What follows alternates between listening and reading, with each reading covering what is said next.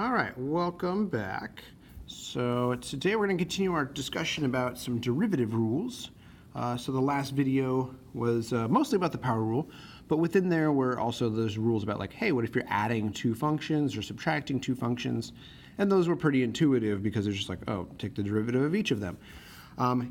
Well, for the product and quotient rule, unfortunately, they are not super intuitive. So let's look at the product rule to start out with here. So we got f times g. We want to take the derivative of it. And so your gut might sort of go like, so just the derivative of f times the derivative of g. And that would be wrong. So we will actually talk a little bit about why that's the case in class. But so let me just tell you what the derivative rule is. So if you got two functions you're multiplying together, then the rule is to find the derivative of the first thing and multiply it by the second thing. Not the derivative of the second thing, just whatever that function is. And then that's added with the derivative of the second thing times the first thing. So f prime g plus g prime f is the rule there. Okay, and so the quotient rule is similar in that it is not just f prime over g prime. It is a little more complicated, but it's got some of the same structure as what this has here. So f prime times g subtracted by g prime times f, and it is all over the original denominator, g, quantity squared. Okay, so in class we will go over like a visual proof of the product rule, and then later on in homework you'll see a proof of the quotient rule based on the product rule. Since division is just multiplying by a reciprocal, you can sort of use the product rule to help you out there. Okay, so let's go ahead and do a few examples of this down below. So let's look at the first one here. So we're going to differentiate this. Now, note that you probably, if you got this in the wild and you were just wanting to find the derivative, you probably wouldn't use the product rule. The smarter move would be to distribute that t squared so that way you can just use the power rule. But since we're trying to show off what these derivative rules do, we're not going to do that, and we'll do it sort of the longer and probably less smart way of doing it. So here we go. We're going to find the derivative of this function. So f prime of t is equal to.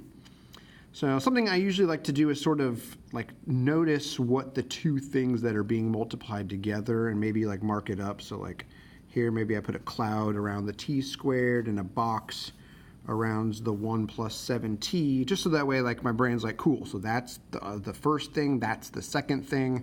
So like matching them up with the two things up here. All right, so here we go. Using the rule, first I want to find the derivative of t squared. So that is 2t. And then I just want the second thing. I don't want to do anything with it, so 1 plus 7t. And now we're going to add that with, so now the derivative of the second thing. So the derivative of 1 is 0, derivative of 7t is just 7. And then times the second, or the first thing, not doing anything to it. So there you have it. There is the derivative of that. Of course, we could now simplify it if we wanted to, but this video is just to showcase sort of the rules, so we're not going to simplify anything. Okay, let's go ahead and take a look at g now. So g prime of x. So the first thing here is this 3x squared minus 7x plus 9. And then the second thing is this big thing. It's very obvious in this case what the two things are since there are the parentheses, but it was maybe less obvious, that's why I used that. All right, so here we go. So the derivative of the first thing. So using my power rule, I got 6x minus 7 times the second thing.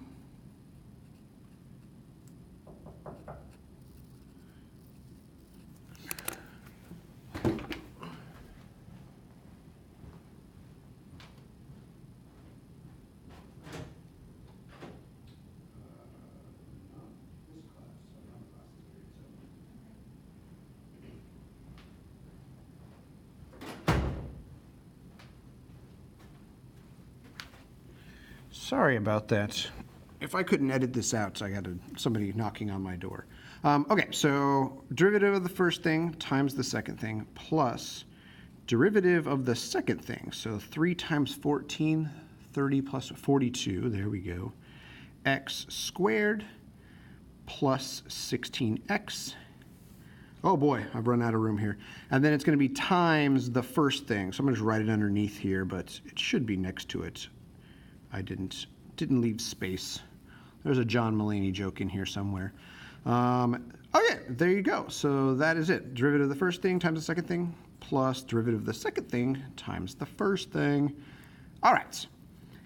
So that's the product rule. And again, like you could simplify this, but why? Next, we'll look at what the quotient rule does for us. So here we want to do derivative of the top times the bottom minus derivative of the bottom times the top all over the bottom squared. Okay, so let's see what we get here. So h prime of x is, so the first derivative of the top is going to be 2x. And then times the bottom, so just 5 minus x, subtracted by the derivative of the bottom. Well, that's just going to be negative 1 times the top, x squared. And that's all divided by the denominator that we originally had squared. There you got it. And again, simplifying can happen, but we're just not going to do it here in this video. All right, so let's see another example here. So this one, we will find dy over dx is equal to derivative of the top. So that's going to be 2x plus 1 times the bottom minus derivative of the bottom, so 3x squared. 6 has a derivative of 0 there, times the top, plus x, all over the denominator squared, boom, like so. So there you go. So that's just applying the rules. This isn't fun, this isn't like exciting, but we're using the rules and just getting used to it. So these were all done sort of like with the equations. Sometimes you don't have the equations. Like we'll see some examples where we just have the graphs of these things and have to try to answer questions like this. Here's an example of where your function is based off of another function and you don't know what it is, you just have maybe a few values to use. Sometimes they even throw them into a table for you. And then we're actually going to evaluate them at specific numbers. So at the end, we won't have x's and t's and stuff like that left over. We're going to come to a value. So let's see what we come up with here. So we're going to find f prime of 4. So the first thing I'm going to think about, oh, that's a mislabel there. That should be capital F, and that should be a capital F.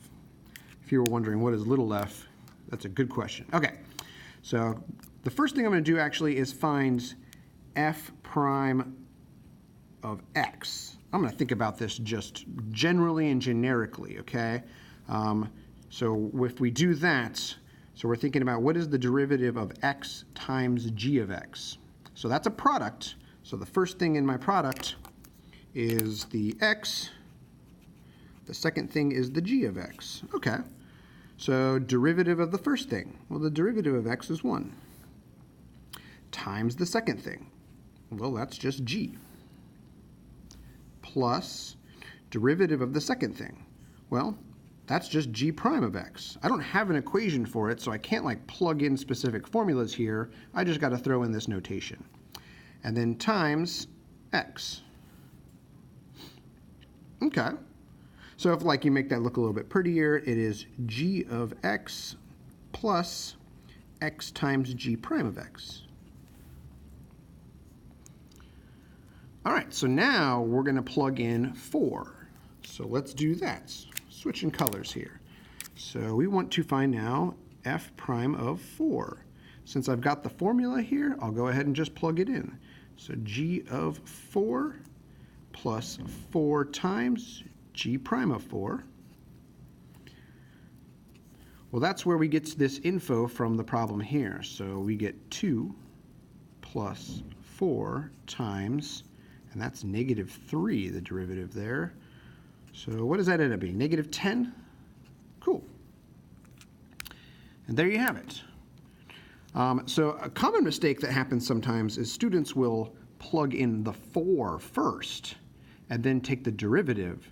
The problem is every time you plug in a function first, you create a constant and then the derivative would be 0. And these derivatives do not represent just 0 every time. These are not horizontal lines necessarily. So we differentiate and then plug in. Okay, that's always the order. All right, last one.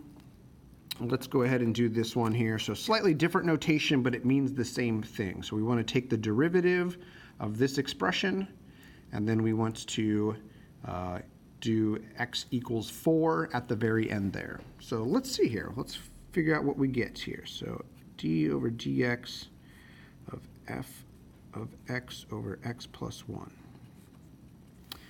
Okay. So here we go. We're going to go ahead and use the quotient rule here now. So derivative of the top, that is f prime, times the bottom, x plus 1, subtracted by derivative of the bottom, it's just 1, times the top, that's just f, all over x plus 1 quantity squared. Okay. And so we can now, at this point, plug in the things we already should know for this, actually. Oh, actually, let's not do it. Let's just leave it like that.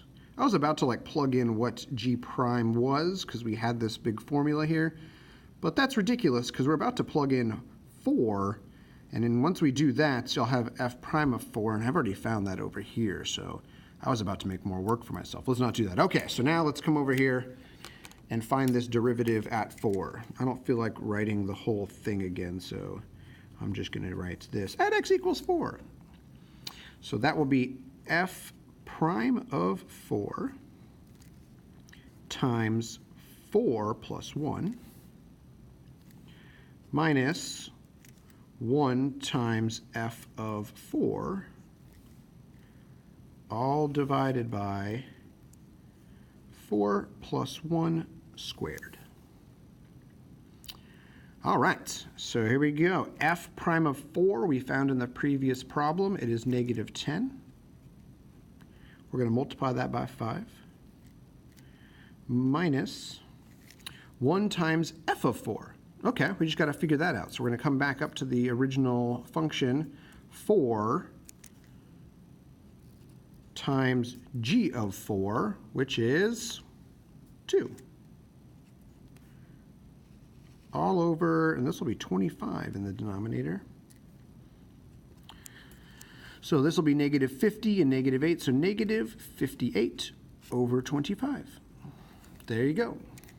Beautiful answer. So there you have it. So we're going to use these rules a lot in class, so make sure that you know them and that you can use them pretty quickly, and we will sort of see what we can do with these things along with the other rules. So you'll notice that as I was going along, I was also using the power rule and the sum and the difference. So we're using those still as we go along here. All right, so please take the survey and come in ready to rock and roll. Thank you.